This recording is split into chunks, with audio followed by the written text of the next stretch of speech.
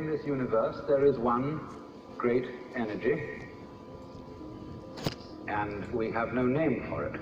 People have tried various names for it, like God, like Brahman, like Tao, but in the West the word God has got so many funny associations attached to it that most of us are bored with it.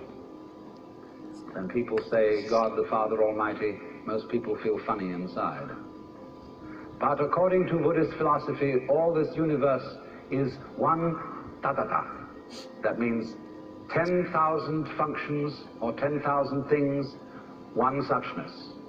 And we're all one suchness. And that means that suchness comes and goes like everything else, because this whole world is an on and off system. As the Chinese say, it's the yang and the yin. And therefore it consists of now you see it, now you don't, here you are, here you aren't, here you aren't.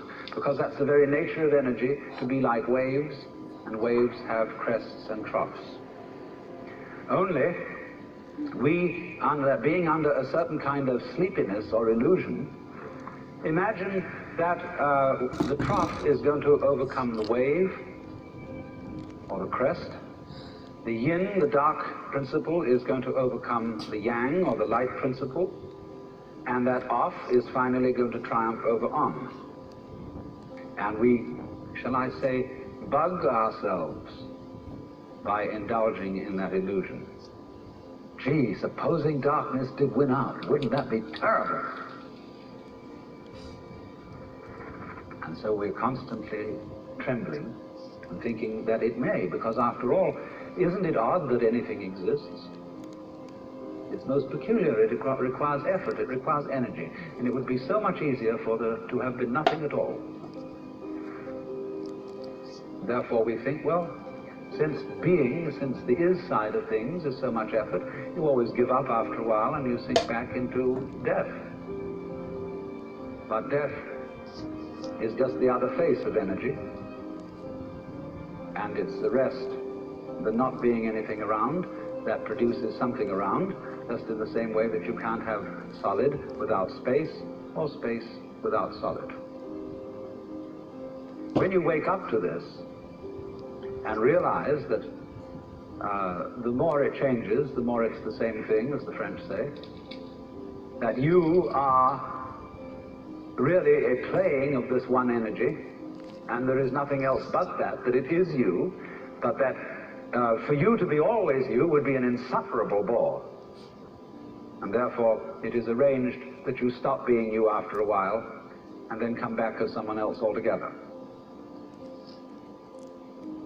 And so when you find that out, you become full of energy and delight. And you suddenly see through the whole sham of things.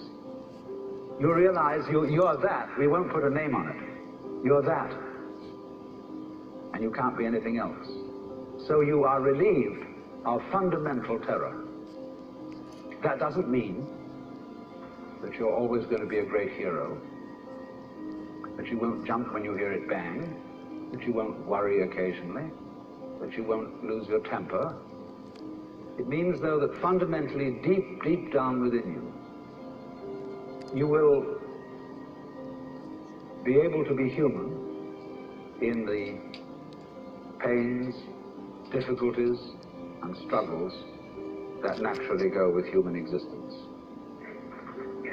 But to have no hang-up, that is to say, to be able to drift like a cloud and flow like water, seeing that all life is a magnificent illusion, a playing of energy, and there is absolutely nothing fundamentally to be afraid of.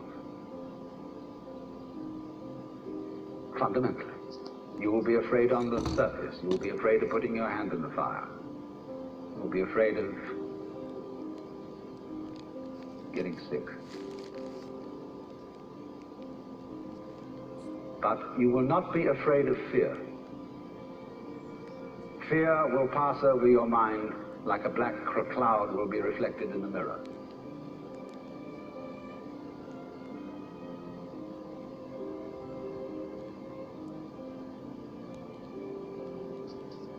meaning of life is just to be alive. It is so plain and so obvious and so simple, and yet everybody rushes around in a great panic as if it were necessary to achieve something beyond themselves. Alan Watts.